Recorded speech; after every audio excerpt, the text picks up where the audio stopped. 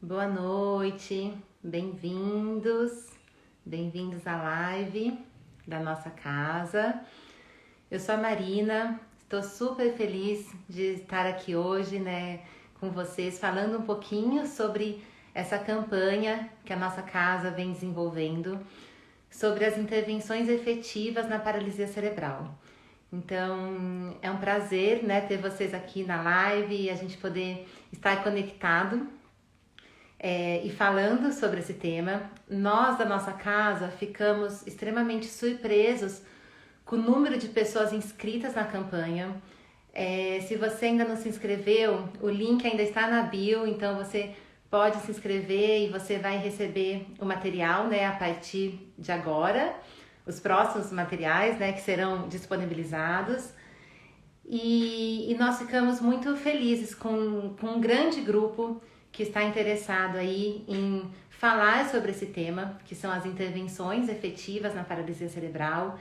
E sintam-se muito parte desse movimento, né? Vocês que estão aí chegando na live, vocês que se inscreveram, sinta-se à vontade, né, para compartilhar a sua opinião, seu ponto de vista. A nossa casa, ela é um lugar pensado nisso, né? Pensado justamente para isso, para a gente poder se ouvir, trocar experiência e conhecer diferentes pontos de vista.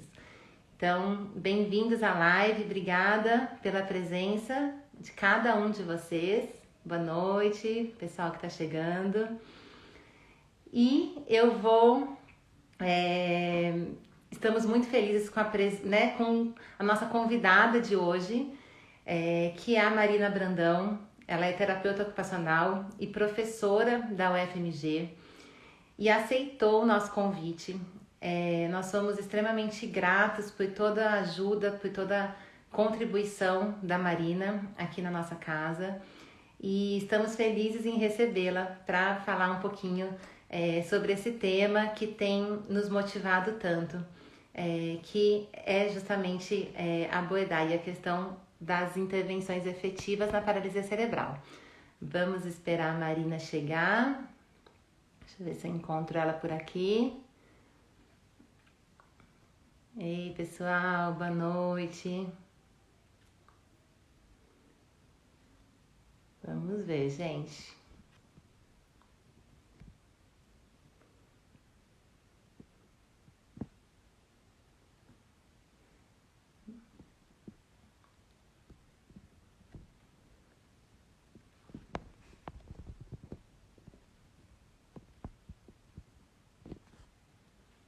Boa noite, gente. Vocês estão me ouvindo bom? Estão me ouvindo bem? O som tá bom? Sim, Marina, chegou.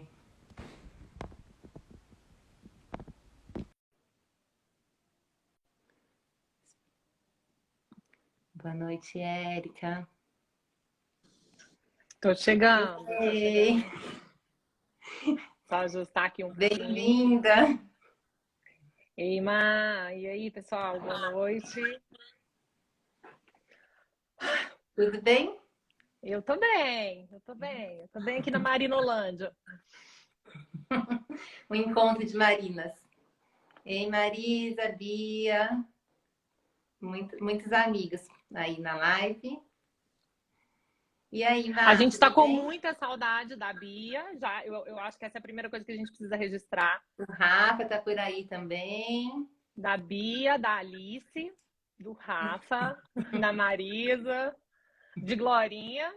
Isso aí.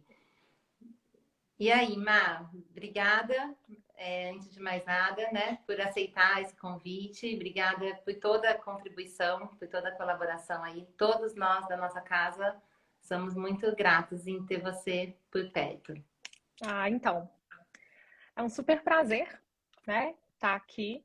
Antes de mais nada, eu sou a Marina Brandão, ela é a Marina Junqueira. É... a gente tem que fazer isso, porque assim, várias vezes agora eu tô achando interessantíssimo, porque várias vezes o pessoal, você é a Marina da nossa casa, falou, oh, gente, queria tanto. Então a gente passa.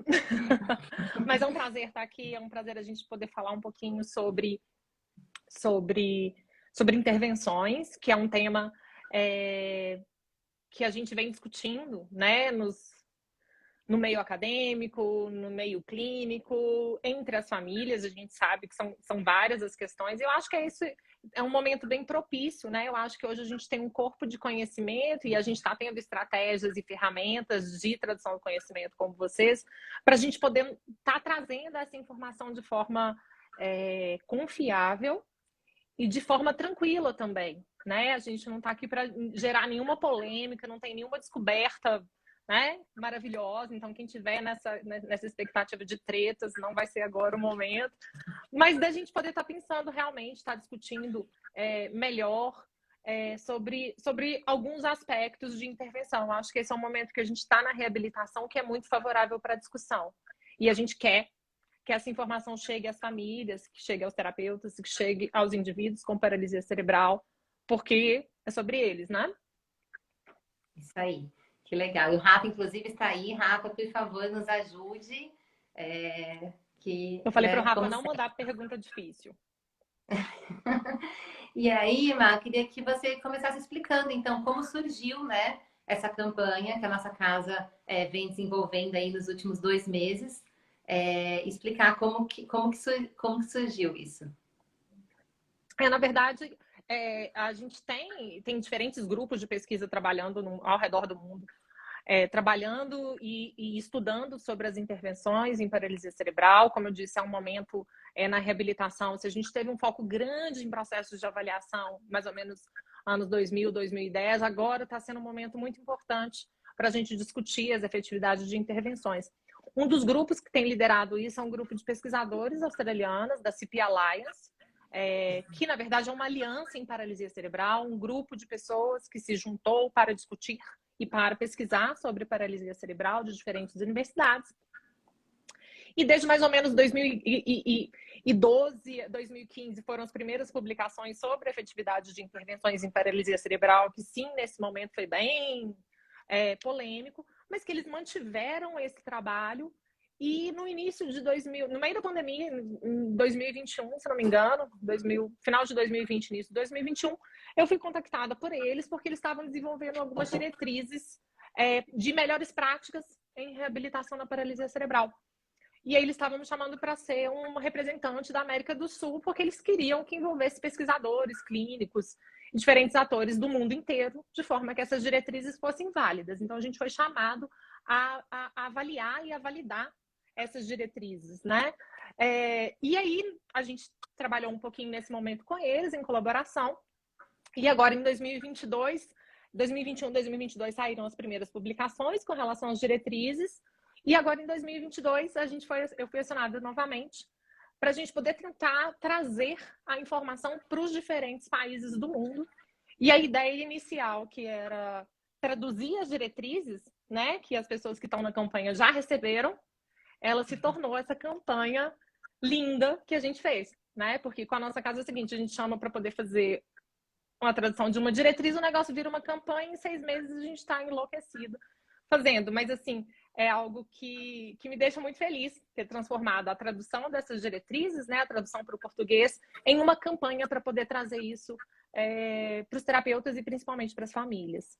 E nós ficamos também extremamente felizes, né, pelo convite, pela parceria, por desenvolver esse trabalho em conjunto que fez tanto sentido aí para nós e realmente tem nos motivado tanto, né? A gente ficou muito feliz com o envolvimento aí de muitos profissionais, de muitas famílias. Né, isso tem sido um contato muito, muito legal. E aí, Emma, eu queria que você falasse um pouquinho sobre as boas práticas, né? O que são essas boas práticas? Por algumas vezes nós tentamos encontrar aí outras palavras, né, que dessem esse significado e a gente pensava, será que o pessoal está conseguindo entender? E agora é um momento muito legal para a gente conversar sobre isso e te escutar. Essa lógica das melhores práticas em reabilitação, de guidelines, né, que as pessoas falam. A gente não quer usar termo aqui em inglês, porque a gente quer que todo mundo entenda, mas assim, essas diretrizes ou direções, caminhos a serem tomados, que é o que a gente chama de diretrizes, nesse caso, uma diretriz internacional de reabilitação em paralisia cerebral, elas foram entendidas e pensadas a partir da necessidade de familiares, de terapeutas, de pesquisadores do mundo inteiro, né? Então, foi uma ação que iniciou-se em vários eventos internacionais e por meio de consultas, os principais atores envolvidos nesse processo falaram, olha, a gente quer saber mais sobre como promover o desempenho funcional das crianças com paralisia cerebral. Então, isso foi validado pelas famílias e foi validado pelos indivíduos com paralisia cerebral. Essas diretrizes, elas englobam duas partes, né? Até para quem estiver também acompanhando a gente, está entendendo um pouquinho mais da campanha. A primeira parte, ela envolve recomendações de melhores práticas, que a gente chama de recomendações não graduadas, né? Elas não têm um subsídio de evidências científicas. Elas foram norteadas a partir dos especialistas e dos principais envolvidos, né? Que é o que a gente veio discutindo até então. Essas recomendações de boas práticas na lógica de comportamentos, na lógica de valores e na lógica de princípios relacionados a boas práticas em paralisia cerebral. E foi a primeira parte, né, que nós desenvolvemos até agora e que é extremamente importante, né? Que se a gente, cada post nós íamos nos atentando, nossa, como isso é uma reflexão diária que a gente, enquanto profissionais, nós temos que fazer para prestar um atendimento melhor, né? E que a gente fica atento o tempo todo, porque qual é a leitura do outro, né? Qual é a leitura da família a respeito disso? Sim. Porque essa é uma carência dentro da pesquisa, né? Da gente entender como que o outro está entendendo. E eu assim, tô aprendendo muito com a campanha, né? A cada palavra que a gente tenta colocar, a gente tenta falar assim, cara, mas como que o outro está entendendo, né? Vai ter congresso em 2030, viu, pessoal? Mentira, tô zoando. Tem antes. Tem antes. Pelo amor de Deus, gente, não me faz isso não. Esses valores, esses comportamentos, eles não se diferenciam para determinados desfechos, né? Por exemplo, mobilidade, autocuidado, uso funcional das mãos e lazer. Independente de qual seja o desfecho, existem valores básicos, existem comportamentos que são considerados aqueles de melhores práticas hoje em reabilitação na paralisia cerebral. Tá? A segunda parte justamente aí são as recomendações graduadas, ou seja, são recomendações baseadas em uma análise da evidência científica disponível em 4 desfechos principais: mobilidade, autocuidado, uso funcional das mãos e lazer. Então, na segunda parte, né, nas recomendações, e aí depois a gente vai falar um pouquinho do artigo, nas recomendações que são graduadas, que foram avaliadas conforme o nível de evidência, a confiança da evidência, a certeza da evidência, aí a gente tem essa segunda parte. Que é que a gente... essa segunda parte que começa amanhã. Amanhã, né? porque a gente não tem descanso. Elaborada. Isso, amanhã, porque a gente não tem descanso. E aí essa segunda parte, ela vai falar justamente desses desfechos, né? E aí é legal da gente estar atento também ao material que vai ser disponibilizado e o material que vai ser trabalhado também ao longo desse tempo, né? Mas assim, quando a gente discutiu muito a campanha e como a gente, até com as pesquisadoras também da Austrália, o quanto é importante a gente parar para discutir esses princípios e esses comportamentos que não são graduados ou que têm uma certeza, mas que apontam para os melhores caminhos, né? Eu estava dando aula um dia e as minhas alunas falaram assim, mas não é meio óbvio? Eu falei assim, meio óbvio para quem não começou, né? Porque é fácil de digerir para quem ainda não está na prática clínica. Então, às vezes a gente se atropela. Sim, sim. Né? Ou às vezes a gente quer e a gente está almejando o melhor para aquela criança e às vezes a gente dá uma derrapada, dá uma apertada ali que não estava tão legal. Sim. E aí, você trouxe essa questão dos objetivos funcionais. Eu acho que vale a pena também a gente parar um pouquinho e explicar o que são esses objetivos funcionais, né? Que nós temos falado tanto, mas que por vezes, né, gera dúvidas e a gente teve várias perguntas na caixinha sobre isso, então acho que é um momento aí super especial para te ouvir, né, sobre isso. Por que é tão importante falar sobre eles, né? Primeiro, e aí isso é legal. Primeira coisa, né? O que são objetivos funcionais? Eles são atividades da rotina diária da criança. Marcar sapato, prender o cabelo, andar de bicicleta, usar a faca, tocar a cadeira de rodas, sair da cama para sentado, passar para a cadeira de rodas, tá certo? Então, esses objetivos funcionais, eles são atividades que fazem parte do dia a dia dessas pessoas, das crianças. E por que a gente está falando disso? Né?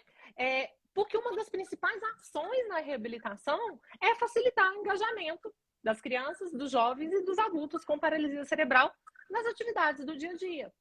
E a gente pensava, né, tradicionalmente, a gente pensava que modificando alguns componentes, por exemplo, se eu aumentasse a força muscular ou se eu trabalhasse a coordenação motora fina da criança, consequentemente ela iria usar o garfo e a faca de forma mais habilidosa. E hoje a gente já tem conhecimento para entender que essa relação não é linear. Que treinar uma habilidade motora fina não necessariamente vai fazer com que a criança use o garfo e a faca. Ou seja, para que a gente faça com que a criança realize as atividades típicas do dia a dia dela, as nossas ações têm que ser centradas para a prática dessas atividades. Esse é o grande foco. Esse é o grande foco do entendimento da necessidade de objetivos funcionais. Então, pausa para ler o que a Lari está escrevendo aqui, que demais ler isso, encontrar caminhos para fazer com que nós já fazer com que nós já temos, né? O depoimento da Lari aí super especial. E é isso mesmo, Lari. O que é mais incrível é que ainda esse treino, né, mas assim, o quanto isso gera uma motivação nessa criança, nesse adolescente que está aprendendo algo novo e vai se motivar a fazer mais, a treinar mais, porque teve essa conquista, teve esse sentido, né, desse treino, né, viu algo acontecendo ali, né, de novo no dia a dia, e o quanto isso motiva, né, nessa força de querer praticar mais, querer aprender mais coisas, né? Exatamente, porque a curto, médio e longo prazo, o que a gente quer é que todos os indivíduos participem de todas as atividades, de todos os contextos da vida. Isso faz sentido. Esse é o rumo da reabilitação. Ah, Marina, mas você está desmerecendo força muscular? Você está desmerecendo treino de sensibilidade? Não. A gente está falando aqui de importantes desfechos para a vida de indivíduos com paralisia cerebral. Que a gente tem intervenções que facilitam ou promovem ganho de força muscular, que aumentam a destreza manual, joia, bacana, isso existe. E isso é importante, isso ele tem que ser considerado de acordo com o objetivo que foi selecionado dentro do processo de reabilitação, de acordo com as características dessa criança. O que a gente está falando é que trabalhar um determinado componente não leva necessariamente a que ele utilize essas habilidades no dia a dia, porque a complexidade é um pouquinho maior. Sim. Muito bom. Então, acho que a gente podia abordar um pouquinho, né, esses passos para essa intervenção efetiva que a gente veio destrinchando aí, né, nesses últimos meses. E queria que você falasse, então, um pouquinho sobre qual seria o primeiro passo. O primeiro passo é estabelecer objetivos funcionais escolhidos pelo cliente, né? E aí a gente tem que pensar quem é o nosso cliente. São as crianças, os jovens e os adultos com paralisia cerebral. E o que você falaria? Quais seriam os desafios e as possibilidades aí desse primeiro passo, né? De ouvir os clientes e o que você traria aí de desafios e possibilidades? Eu acho que o principal desafio, e também se a gente consegue trabalhar nesse desafio, é acreditar que as crianças, que os adolescentes e os adultos com paralisia cerebral, eles são capazes de decidir sobre as suas prioridades. Eu acho que essa é a primeira mudança de foco e mudança de lógica de prestação de serviço, né? Porque quando eu sou capaz de expressar aquelas atividades que mais são prioridade no meu dia a dia, que eu tenho mais dificuldade ou que são mais relevantes e eu queria fazer de uma forma mais qualificada ou de uma forma mais independente ou com mais velocidade, isso facilita a autodeterminação, o engajamento da criança, do adolescente, do adulto no processo de reabilitação E entender, né, que esses meninos, aquilo que a gente vem falando, né, eles não moram nos nossos consultórios, né? Então eles trazem questões que são deles, que são próprias, e eles são capazes de, né? Claro que a gente pode ter indivíduos que tenham dificuldade para ou uma capacidade reduzida para expressar as suas necessidades, para expressar as suas prioridades. Este também é um desafio, né? E neste caso, a família é a nossa principal fonte de apoio ou principal fonte de referência nesse caminho. Sim, porque elas são as maiores. Essa família. Isso, porque elas são as maiores conhecedoras da rotina dessa criança, ou desse adolescente, ou desse adulto, que tem uma capacidade reduzida de expressar suas prioridades. Qual é a Jaine está trazendo, né, Mal, que como fazer isso com crianças não oralizadas, né? Que é bem o que você está trazendo, né? Isso, e aí a gente tem que pensar quais são os recursos de tecnologia assistiva que a gente pode ter para poder fazer essa seleção de atividades ou de objetivos funcionais com essa criança, né? E se mesmo assim isso não for possível, a família trazer essas demandas, né? Só que aí a gente tem que tomar um cuidado, que é o outro lado, da família não se sentir... A família, às vezes, porque é uma mudança de lógica. Que até então a gente determinava os objetivos de avaliação, de intervenção, e seguia, e a família boa era a família que seguia a gente. E né? Orientava, né? E mandava ela fazer as coisas que ela mentia pra gente que fazia. É ótimo ter mentido mesmo, é isso mesmo. Acho pouco e bom. Mas a lógica que a gente está pensando aqui é numa lógica de apoiar essa família a reconhecer as necessidades. Sim. Porque senão a gente vira e fala assim, então é isso que você quer? Acaba virando uma lista de desejo. E o objetivo funcional para ele, né, para a gente poder funcionar e trabalhar em torno dele, ele tem que ser individualizado, ele tem que ser alcançável, ele tem que ser possível, ele tem que ser específico, né? E ele tem que ser significativo. Porque uma vez que ele seja significativo, eu tenho maior chance de engajamento durante o treino, de maior possibilidade de motivação e de resolução de problema da criança e da família. Né? Então, só que para isso a família precisa de informação. Ela precisa estar apoiada, porque senão vira lista de desejo. Né? Ou mesmo, né, se o profissional não estiver fazendo ali, né, esse papel, a família pode se sentir sobrecarregada nessa lógica, que não é nada o objetivo, né? Que não é o objetivo. Né? E assim, isso também veio com algumas dúvidas, né, Márcia? Em algumas famílias trazendo na caixinha, assim, se essa abordagem deixaria as famílias mais sobrecarregadas. E daí a gente, né, foi explicando que não é isso, não é absolutamente o objetivo. Então, se cada um for fazendo a sua parte, como você falou, a gente consegue atingir de melhor forma os ganhos funcionais. A ideia é de que seja o mais significativo possível para as famílias e para as crianças. Nos contextos de vida delas. Né? Eu acho que esse é o principal ponto. Né? Porque quando a gente se dá conta e se empodera daquilo que é importante para a gente, aí a gente tem o apoio dos profissionais para facilitar, para pensar em estratégias de intervenção, para estudar e procurar qual a evidência mais interessante para poder alcançar aquele objetivo. Né? Então, a gente está falando de uma comunhão, de conjugar conhecimentos. Sim, e se aquilo faz sentido, eu consigo me engajar mais, né? E aquilo faz... eu tenho maior engajamento também, né, da família, se aquilo estiver fazendo sentido para todos os envolvidos, né? Como todas as atividades tudo de na todas vida, as né? pessoas do mundo. Né? Como todas as atividades de todas as pessoas do mundo. Quando a gente está em atividades que são significativas, que são prazerosas como essa, como a nossa casa na minha vida, a gente trabalha. A gente está feliz. A gente está feliz, né? Tá doido, mas tá feliz. Isso aí. Então, a gente podia falar um pouquinho sobre o segundo passo. Que você trava aí como segundo passo, né? Não, o segundo passo, né? Como seria a observação da criança realizando a atividade, né? A criança, observar a criança, e aí eu acho que vai muito para os terapeutas, né? Porque a família já observa, a família sabe pra caramba disso já, né? De como a criança realiza.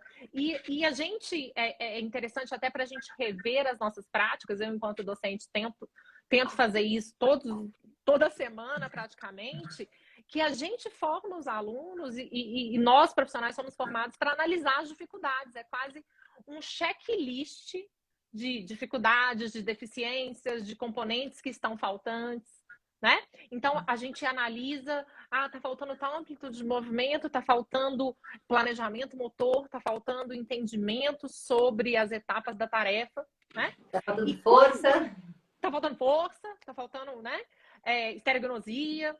Então, é importante, neste momento, quando a gente está observando a criança realizando a atividade, a gente conseguir compreender todas essas particularidades da unidade de análise a criança em atividade no contexto, né? Onde que essa criança realiza a atividade?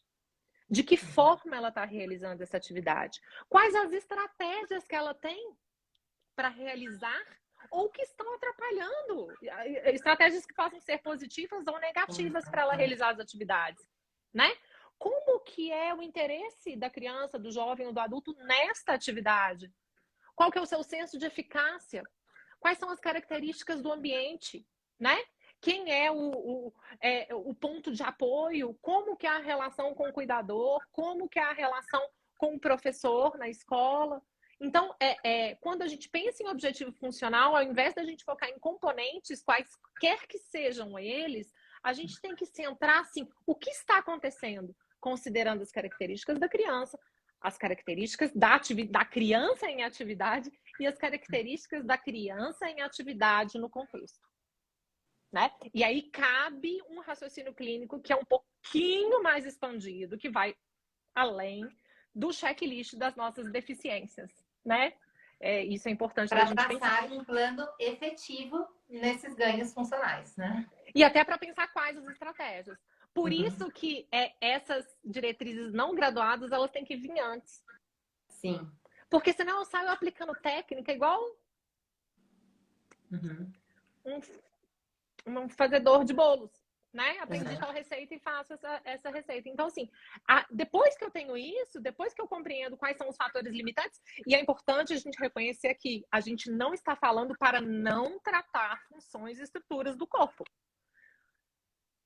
O que a gente está falando é de que, se a gente quer promover objetivos funcionais, nós precisamos observar essas atividades acontecendo e considerar, sim, a força, mas também considerar o papel do cuidador, a sobrecarga que ele tem, o tamanho da colher que ele está usando para poder se alimentar, o tipo de comida que ele está alimentando. Então, vai além dessas funções e estruturas, não desmerecendo essas funções e estruturas, apenas dando o peso apropriado para elas. Com certeza, maravilhoso. É isso aí. E a gente pode ir para o terceiro passo. Você já foi falando, né, Mar, da especificidade, da importância da prática, da repetição, mas quer falar um pouco, né, abordar essa questão da intensidade, né? Eu acho que eu acho que antes, Mar, vem a questão da prática completa do objetivo. Sim, a prática completa do porque, objetivo. Assim, porque a gente também já tem essa habilidade de conseguir avaliar. Nós temos instrumentos de avaliação confiáveis que dão esse panorama do repertório funcional da criança, relacionado à mobilidade, relacionado ao autocuidado, relacionado a lazer, uso das mãos. Ok, já temos isso. Quais são, hoje, as intervenções que têm mostrado maior efetividade? Aquelas no qual a prática completa do objetivo. Então, aí eu faço um paralelo. Marisa adora fazer paralelos. Então, isso eu aprendi com a minha mãe, sou filha única. Isso está gravado de novo. Adorei, Marina vai me matar. Mas eu faço um paralelo quando a gente vai aprender a dirigir um carro, né?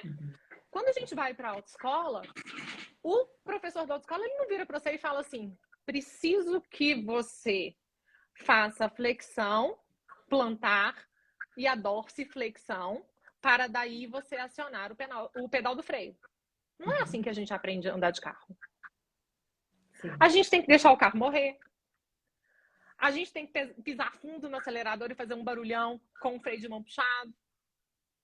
A gente tem que dar... Ou se não, né, Má, fala assim, olha, fica só no pedal, esquece o volante, né? esquece o volante que tá tudo bem. Se você controlar esse pedal aí, tá Seria, maravilhoso. Com né, 45 graus de dividir mesmo essas dorsiflexão. tarefas, né? Exato, né? Então, se a gente fica centrado, não é assim que a gente aprende. Se a gente vai para uma aula de dança, a gente não vai para tantos graus de abdução de ombro, rotação externa. Não é isso, né? A gente precisa vivenciar a atividade. Então, De forma a gente completa. de forma completa, permitindo o erro, permitindo a dificuldade. Porque se a gente restringe as possibilidades, a gente diminui a possibilidade de experimentação, na verdade, a gente não está encorajando a resolução de problema. E isso, para um ganho de uma habilidade que envolva um repertório motor, ele fica muito complicado. Então, a gente tem que pensar que quanto mais a gente der oportunidade de prática, de tentativa e erro, de dar tempo para pensar em solução, de permitir a criança, o adolescente, o adulto com paralisia cerebral pensar em diferentes estratégias, mais possibilidade de prática a gente tem. É para qualquer atividade. Não é diferente para a criança que tem paralisia cerebral. Sim. É E a tentar, Marina, né? errar, A tentar, Marina, errar. a Marina Hollandia aí contribuiu, né, dizendo que não existe apenas uma forma de fazer essa atividade, né? Então, observar, né, como aquela criança está, né, desenvolvendo essa atividade de forma completa, né? Esse E objetivo. nisso as famílias são peritas.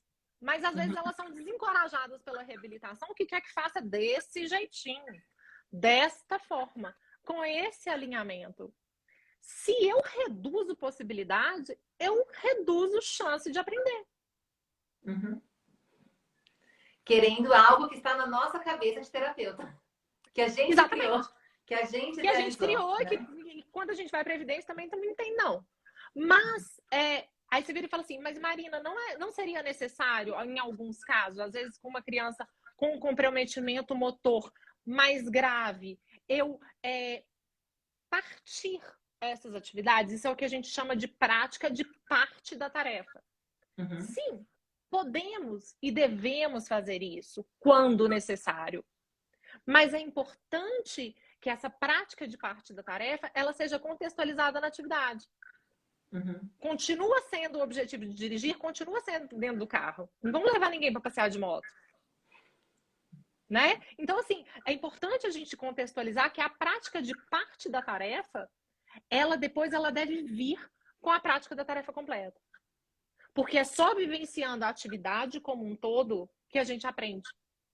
A gente, e que faz sentido, né? E voltamos no sentido. Exatamente. Né?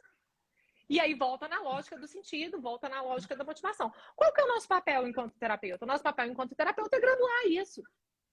Né? Para que tenha um desafio na medida certa, para que a criança não se sinta frustrada por ser algo muito difícil e que ela também não se sinta desmotivada por algo que ela já está careca de saber. Né? Isso acontece. Né, para conduzir, né, esse aprendizado. Então, se nós também, enquanto terapeutas, decidimos que nós vamos trabalhar inúmeros objetivos ao mesmo tempo, aí sim vem a sobrecarga da família e a gente acaba não aprendendo de fato, né? Essa nova... Exatamente. Então, acho que isso Aí ela tá, o paralelo para o dirigir carro, ela tá numa aula de aprender a andar de carro, de moto e de helicóptero. E a gente não entende porque a criança não rende. Como se fosse brigadeiro, né? Quantos brigadeiros renderam? Vamos lá. Desculpa, parei com a piada. Vamos. Então, vamos lá. Para o nosso quarto passo, né? Que tem tudo a ver com o que você já vem trazendo, né? Que é a prática da atividade no contexto real. Então, precisamos ir para o carro para aprender a dirigir o carro.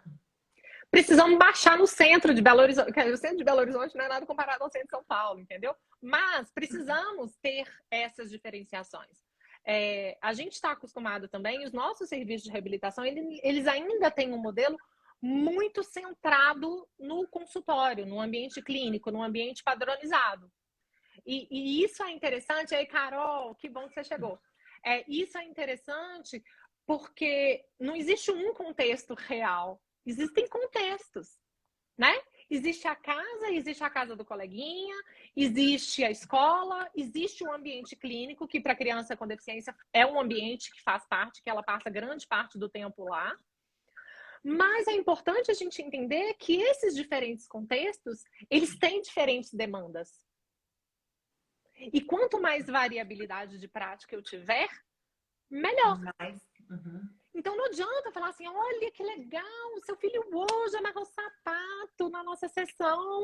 Por que ele não está fazendo em casa? Aí vai ver que o menino amarra sapato em 45 minutos, todo sentadinho, posicionado no tênis que a terapeuta tem. Num ambiente controlado, sem barulho, sem mais ninguém. E a culpa é da pobre da mãe, que o menino não faz em casa, entendeu? É porque você não dá tempo, você não deixa ele fazer. 45 minutos, gente. Eu não deixo ninguém aqui em casa, né? No rolê. Então, assim, a gente tem que pensar... E quanto é fácil, né? Enquanto profissionais, caímos nesse erro, né, Mai? Por isso que essa campanha, o tempo todo, como a gente falou no início, né? Era uma reflexão, um aprendizado o tempo inteiro para nós, né? Assim, também, para conexões que você vai fazendo e vai se atentando e vai sendo mais cuidadoso, né? Para não cair nesses erros. E entendendo esses contextos. Né? E é muito legal, eu acho muito bacana, quando o menino faz em casa e não faz no ambiente clínico. Só que aí a gente, em vez de aproveitar quais são os recursos, quais são as estratégias, a gente pede para filmar, porque a gente não confia muito no que a mãe está falando. E aí, mais uma vez, gente, a lógica do presuma capacidade, pelo amor de Deus, se a gente não faz isso, nem precisamos estar aqui, não lê nada desse diretriz não, viu, gente? Porque é isso, porque a gente encontra diferentes, a gente se porta diferente, a gente age diferente nos diferentes ambientes. Então é importante. Eu não estou desconsiderando o ambiente clínico aqui, não. Eu estou falando que a gente tem que estar no ambiente clínico padronizado, mas a gente tem que estar olhando para casa, a gente tem que estar pensando nos recursos, tentando fazer esse treino dos objetivos funcionais o mais próximo da realidade da criança. Entendo que tem serviços que não têm essa possibilidade de, por exemplo, ir à casa ou treinar em casa. Mas hoje a gente tem tantas ferramentas que são fáceis da gente poder aumentar essa comunicação, né? Sim, que eu acho que a gente pode usar disso. E uma outra coisa que a gente tem que tomar cuidado nesse quarto princípio, que eu aprendi muito lá na Marinolândia, é essa necessidade do entendimento da rotina.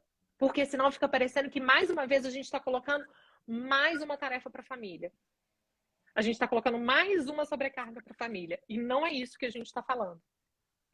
Né? Que essa prática ocorra na hora que realmente as coisas acontecem. Considerando as possibilidades e as dificuldades. Aquela família, né? Considerando as possibilidades de suporte ou a ausência de suporte que aquela mãe recebe.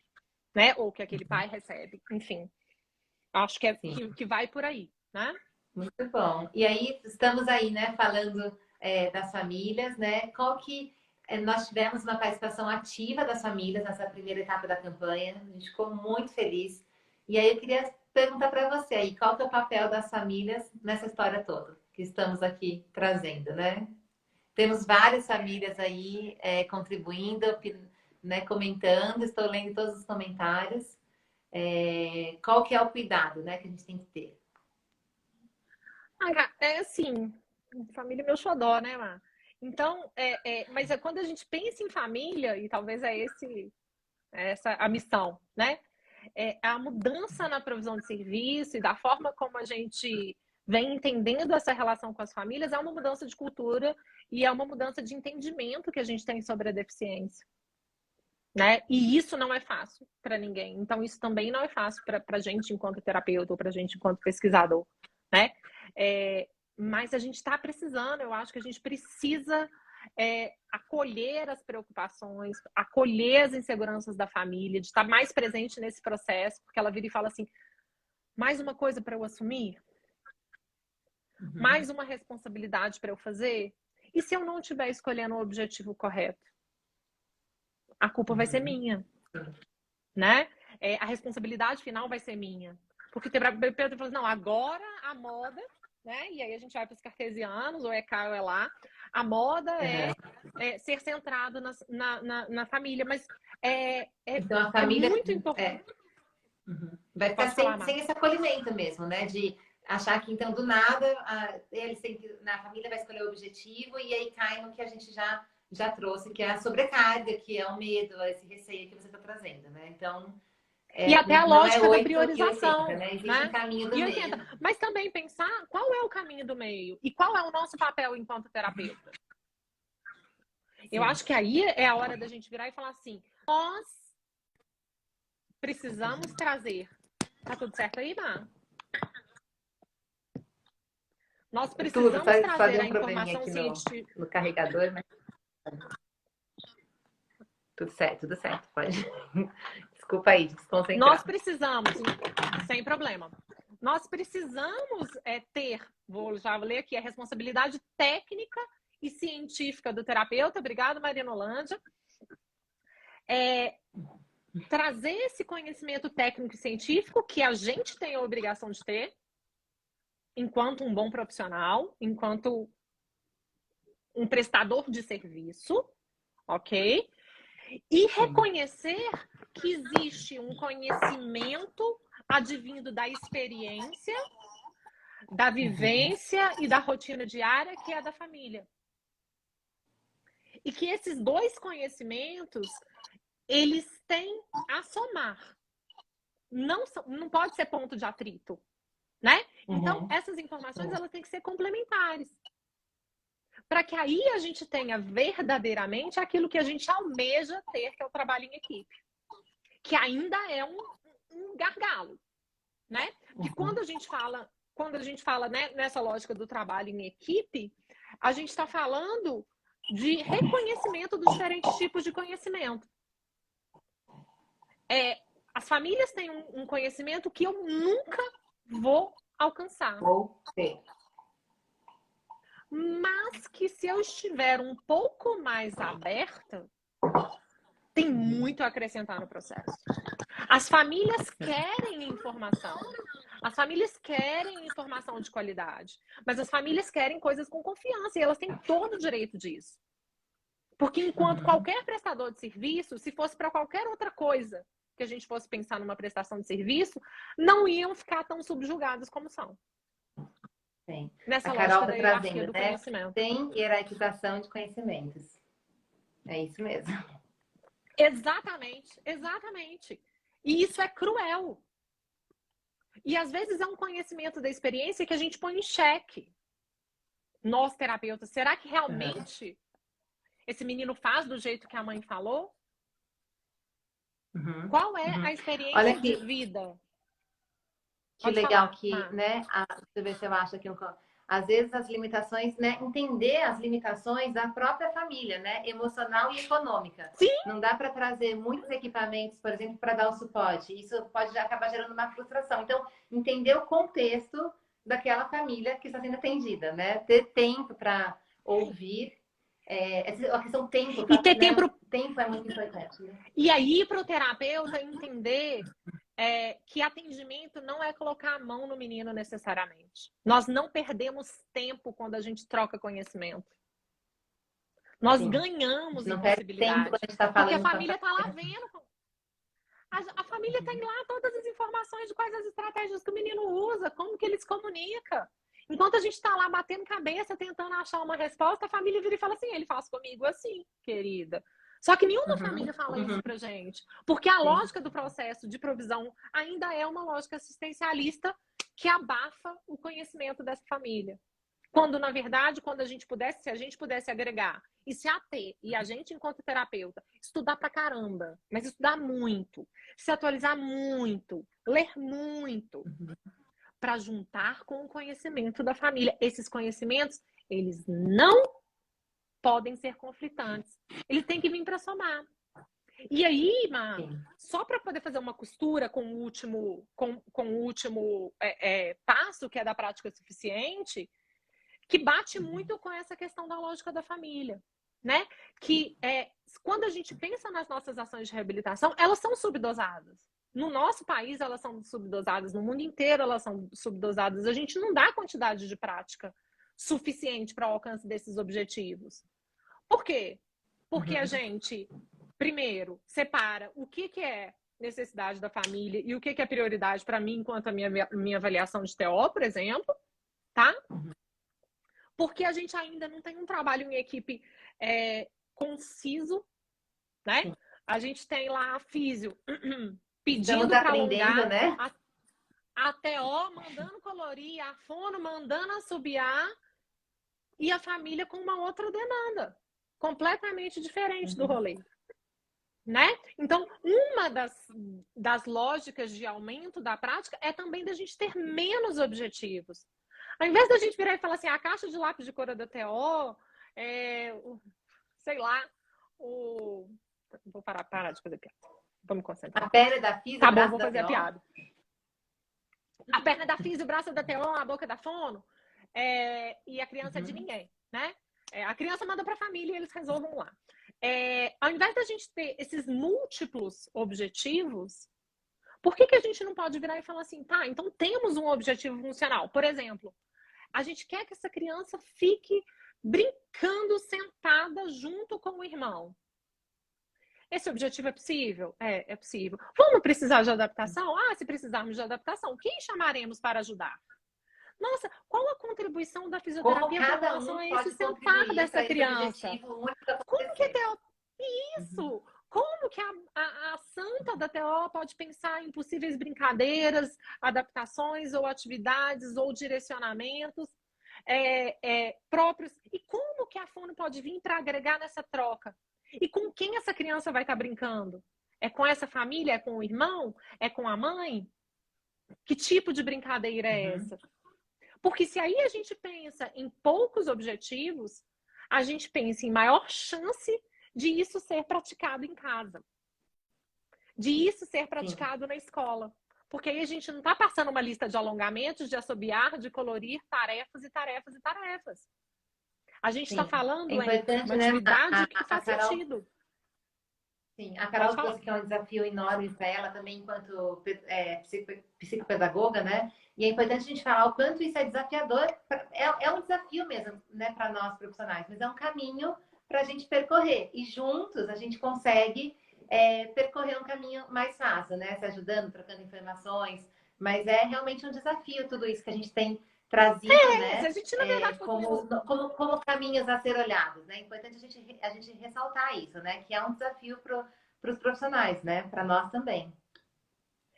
É um desafio, porque a gente também é tudo mimado. O profissional foi feito para ter sucesso. A gente quer sucesso. Todo mundo quer sucesso. Mas será que a gente não pode, então, dispor do nosso conhecimento para agregar e somar, ao invés de falar assim, essa foi uma conquista maravilhosa minha? Filho, o menino não mora na sua casa, não. Cuida lá dos seus meninos, né? Ou do cachorro, o que for. Então, assim, é importante a gente estar pensando nessa lógica. E é por isso que na campanha eu acho que isso veio muito, né?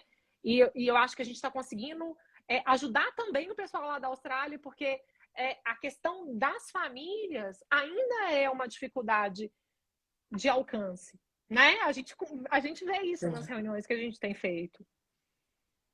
Sim, e aqui, né, foi o que a gente falou, a gente se sente super honrada, privilegiada e feliz de ter a participação ativa das famílias na nossa casa, porque é assim que a gente pode aprender sobre esse diferente ponto de vista, né? Ouvindo, né? Então e continuem, gente, continuem. Eu fico pensando muito nisso, a cada informação. Para nós é um presente. A cada post que a gente pensa, a cada informação que a gente tenta traduzir, eu aprendo muito com a devolutiva das famílias.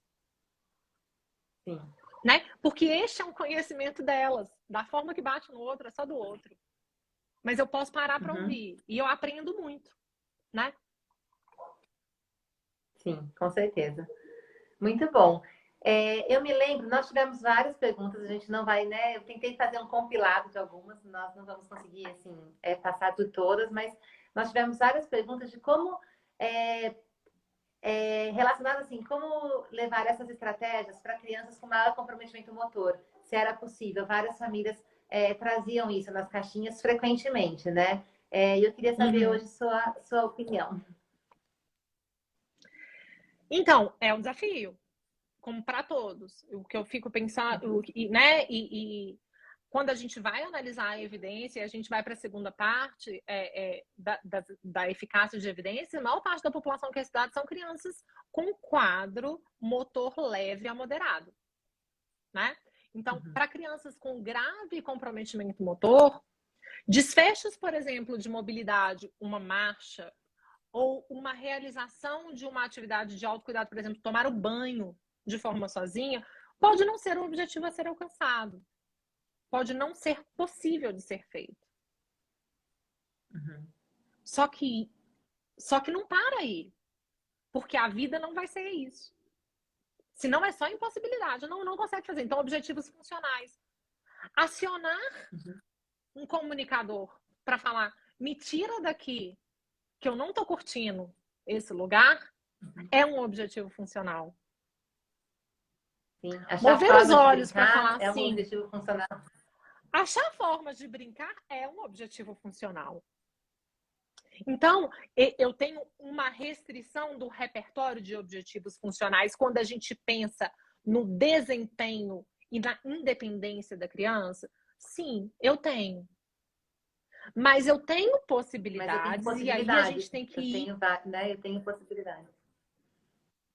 E aí eu penso muito na associação do treino com o uso de tecnologia assistiva. Porque esses meninos têm muito para falar. Esses meninos têm muito para contar. Esses meninos sabem o que eles querem. Eles conseguem, inclusive, que curioso, escolher o objetivo funcional deles. E a escolha, Sim. Marinolândia, é função. Sem dúvida. Escolher do tipo, muda esse canal, mamãe, porque esse desenho é muito bobo para mim, que já sou um pré-adolescente, é um objetivo funcional. E Com a gente certeza. não quer que nenhum menino fique assistindo, né, um desenho que ele não está a fim de assistir. Isso é tão ou mais importante do que qualquer outro objetivo funcional. E a gente não pode privar esses meninos disso. Sim. E a eu Carol acho que esse trouxe, né, Má? Para mim, um dos momentos mais empolgantes foi quando Samuel aprendeu a apertar acionador e começou a fixar o olhar nos pontos de interesse. Então, é sobre tudo isso, né? É tudo isso que a gente está Porque aí é um trazendo. novo mundo. Porque aí é um novo mundo. Porque aí é o que a gente entra na lógica da autonomia. Lucas está descobrindo um novo mundo com a comunicação. E falar Isso aí, que isso gente. não é objetivo funcional, virar e falar assim, me tira daqui, que esse, né, não tá legal, ou eu tô querendo ir lá para junto das outras crianças, me leva para lá, que aqui esse papo de adulto não tá me favorecendo. Escolhas são objetivos funcionais. Sim. E aí a gente não por pode. outro lado, só para não perder o desespero que eu tenho, que é a gente achar que a gravidade motora está relacionada à habilidade cognitiva. No presumir o grave comprometimento motor com impossibilidade de qualquer forma de interação. Isso é muito complicado. E eu me solidarizo com todas as famílias que têm que contar para todo mundo que esse menino tem escolha, que esse menino é capaz de me falar que ele tem interesses, que ele tem as preferências e que ele não pode ser subjugado pela dificuldade motora que ele tem, pelo quadro grave de comprometimento motor que ele tem. Eu acho que isso a reabilitação deve para essas famílias. Com certeza. Muito bom. Por outro lado, nós tivemos também dúvidas de famílias de crianças com comprometimento motor leve, também com dúvidas se os objetivos funcionais eram para elas, no sentido assim, a minha criança já é mais funcional, então aqui, então eu devo focar justamente nos componentes que você trouxe, né? Então eu devo focar mais na questão da força, de tirar, né, por exemplo, a espasticidade. Então a gente também teve muitas dúvidas relacionadas a isso. E aí acho que também você podia abordar, né, Má, pra gente ir encaminhando. Isso é legal, porque assim, pro fim da nossa live, que eu fico resistindo, mas eu fico parecendo a doida empolgada. Mas assim, o que a gente, quando a gente pensa no outro extremo, que é a criança, que é independente na maioria das atividades da rotina diária, será que a gente não pode qualificar um pouco mais esse desempenho? Né? Porque o objetivo pode ser, aí a gente pensa em tarefas mais complexas, né? A gente pode pensar em objetivos um aumentar a pouco complexidade mais, da tarefa, aumentar a complexidade da tarefa, trazer mais dificuldade, porque a vida tem dificuldade. A vida não é a esteira que eu ando, né? A rua não é essa. Eu brinquei esses dias numa qualificação, falei, vamos deixar participar, a vida segue isso, do jeito que fizer tá bom. E morre atropelado na avenida. Porque não teve uma velocidade de marcha suficiente para atravessar durante o tempo que era do semáforo. Então, é importante para as crianças que estão nesse outro extremo, que são quadros motores mais leves, que a gente qualifique esse desempenho. E que a gente utilize, sim, de estratégias direcionadas para equilíbrio, para organização ou para diminuição da dificuldade da tarefa ou para que ele faça de forma mais rápida, esses qualificadores do desempenho, mas com intervenções que são efetivas. E a Bia não trouxe, e de novo ouvi-los, né? E de novo ouvi-los, né? E de novo ouvi-los, porque ele vira e fala assim, olha, eu consigo fazer. Mas assim, a demanda que eu tenho na escola, na educação física é outra. É completamente outra. E aí eu preciso qualificar. E aí eu só vou conseguir isso treinando. Porque se eu continuar pensando lá na amplitude de movimento, na força, a gente não é uma live anti-força, tá?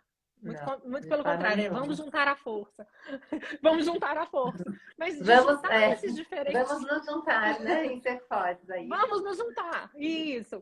Então, assim, mas de pensar nesses qualificadores do desempenho e aumentar a complexidade da tarefa. Não desconsiderar, mas pensando que existem aspectos ou componentes ou funções e estruturas do corpo que são tratáveis ou alcançáveis pela reabilitação e outras que não são. E aí, moçada, é sentar e estudar.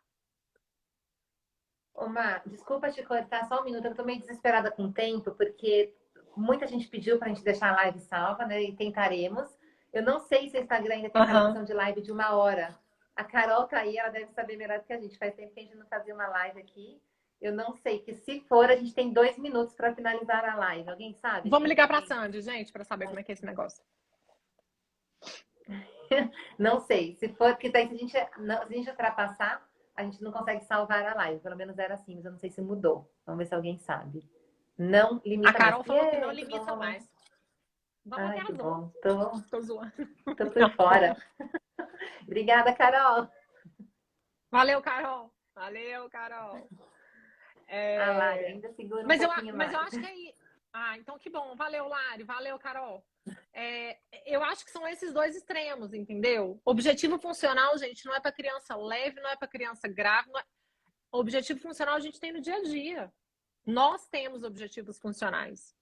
Eu quero aprender a tocar piano. Não quero, porque eu sei que eu não vou conseguir. Mas assim, a gente estabelece alguns objetivos. As crianças têm objetivos, com ou sem deficiência, têm objetivos funcionais, que são a realização de atividades da rotina diária que são significativas para ela e para as famílias. Eu acho que é mais ou menos esse o caminho. Sim. Muito bom, muito bom. E aí? Para onde vamos agora? Quem sabe que não tem limite, né? Cara, não tem limite nenhum, entendeu? Tem limite nenhum. Quando eu ofereci em 2019, para lavar, cozinhar e passar na nossa casa, entendeu? A gente tem limite. E é ótimo. A gente precisa do elemento terra. Bia, volta, pelo amor de Deus. Gente, a gente precisa do elemento terra. A parte tá... Ei, Mar, desculpa, não ouvi o que você falou, desculpa. Eu tô pedindo pra Bia voltar logo pra nossa casa, porque ela é o elemento terra, entendeu? Do rolê. Quais são os próximos passos, né, Mar? Quais são os próximos passos que a gente tem pensado? Agora a gente entra na segunda parte, que são as análises desses desfechos que foram graduados. Mobilidade, autocuidado, uso funcional das mãos e lazer.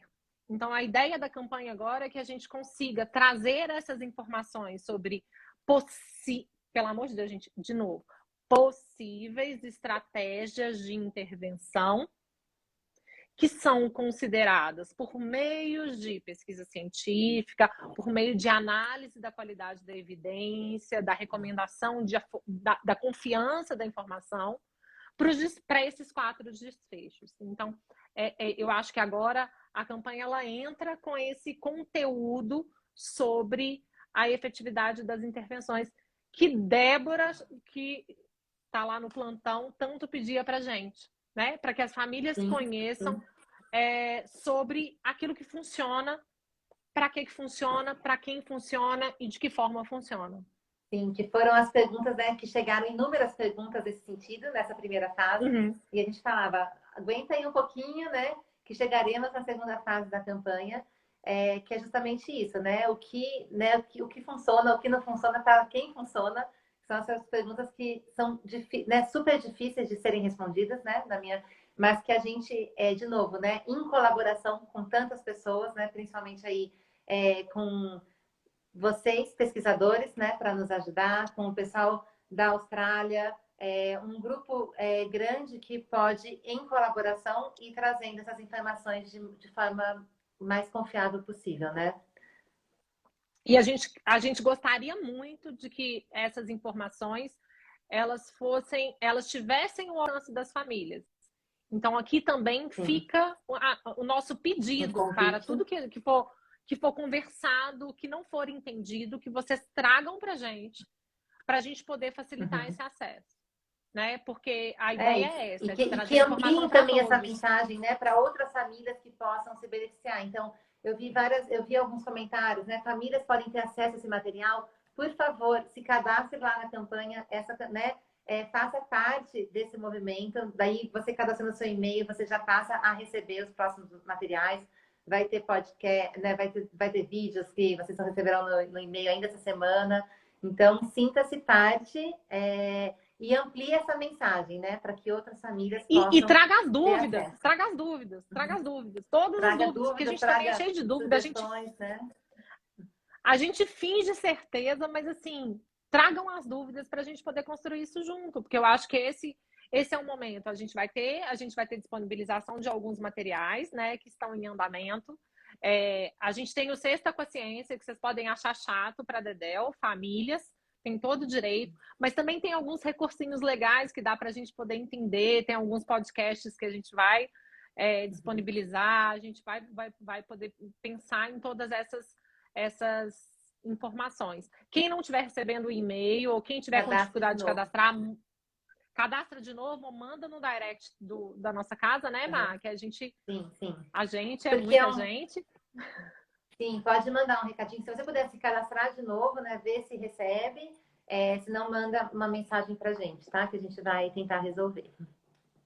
E aí, nesses próximos 2 meses, a gente está pretendendo fechar essa ação em agosto, mas nesses próximos 2 meses a gente pretende trabalhar com esses 4 desfechos, tá? Mobilidade, autocuidado, uso funcional das mãos e lazer.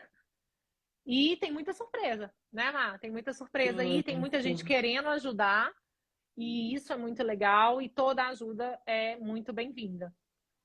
Sim, a gente queria agradecer de verdade a presença, né? O movimento aí, né? O chat super movimentado e trazendo todas essas, né? Contribuindo mesmo para a live. É assim que a gente acredita que essas ações podem ter sucesso. Marina Brandão, blogueira, manda no direct. Glória, você está na minha lista. Você está na minha lista, negra.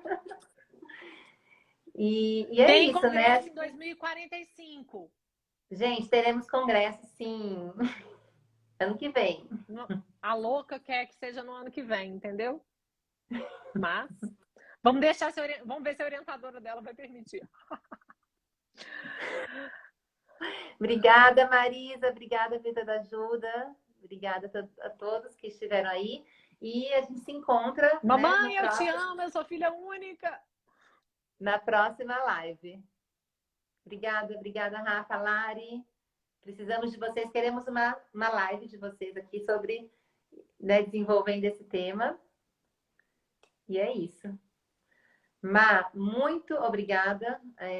Foi ótimo ter você aqui, contribuindo com todo esse conhecimento, com todas essas informações. Muito obrigada por, né, fazer com que essas informações alcancem aí um maior número de pessoas. Obrigada, eu aprendo muito com você. Então, acho que todos que estiveram conosco também tiveram um momento legal aí. Obrigada, gente, por estarem aqui, né, à noite, disponibilizando o tempo de vocês. Obrigada mesmo. Então é isso. Vou Obrigada, tentar gente. deixar salvo, hein, gente? Me ajudem. Vamos tentar deixar salvo aí. E muitíssimo obrigado mais uma vez. Cada vez que eu converso com cada família, com cada pessoa, a gente aprende muito e a gente precisa caminhar nesse processo.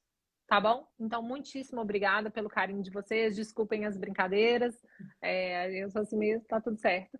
Nossa casa, tô junto. Sempre. Sempre, sempre. Obrigada. Obrigada. Obrigadão. Boa noite, gente. E aí, gente, tô com medo de fechar essa live aqui. Tá? E eu, minha filha.